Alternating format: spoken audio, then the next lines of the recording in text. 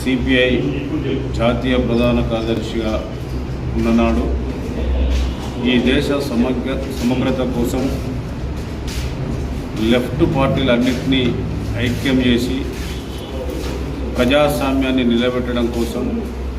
Parliamentary వ్యవస్థను నిలబెట్టడం కోసం దానితో పాటు ఊర్జవ పార్టీలు అవలంబిస్తున్నటువంటి అంశాల పట్ల ఎప్పటికప్పుడు దేశం నుంచి మొదలుకుంటే కింది స్థాయి వరకు కమ్యూనిస్టు శ్రేణులందరినీ కూడా ఐక్యం చేసి ఉద్యమాల వైపు మరలించి ప్రజా పోరాటాల ద్వారా ఈ ప్రభుత్వాలకు కనిపింపగలిగేటువంటి పద్ధతులలో వాళ్ళ యొక్క ఉద్యమ స్ఫూర్తి ఉండేటిది. అంతటి క్రమశిక్షణ కలిగిన అంకిత భావంతో జీవితాంతం ఈ పార్టీకి అంకితం చేసి భారత కమ్యూనిస్ట్ పార్టీ